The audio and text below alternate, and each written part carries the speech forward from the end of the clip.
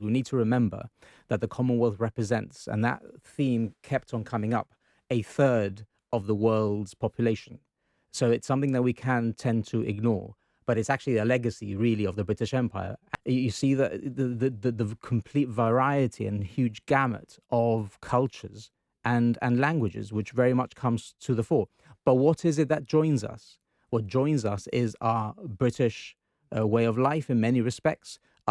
In most cases, although that's sort of being impacted in some countries, a common language. I mean, we had a gentleman, I won't say necessarily from where, who had to have a simultaneous translator. So we see that as a backward step.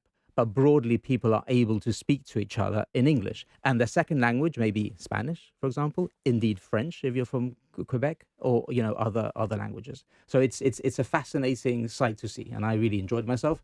And I was very well accompanied by Minister Bruzon and the Clerk of the House, Philip Borge. People don't know necessarily what we are going through.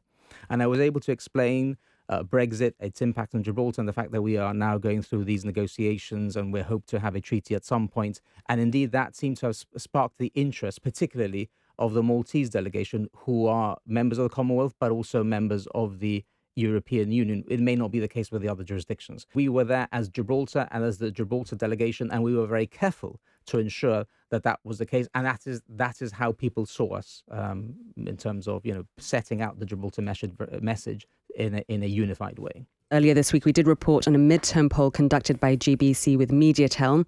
We asked over 1,000 respondents about their voting intentions, and the results did suggest a swing in voting intentions to the GSD. How did you interpret that?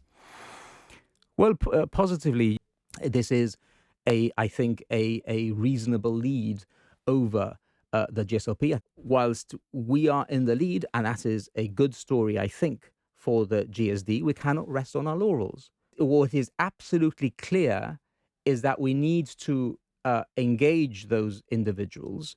We need to, imaginatively, with energy and with focus and with leadership, engage with these people so that those don't know us do vote for the GSD, and preferably by way of block, because Gibraltar does need a change.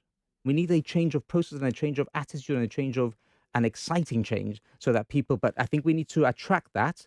And the only way of doing it is, I think, by, presenting positive policies, but also keeping the government in check over the next 2 years.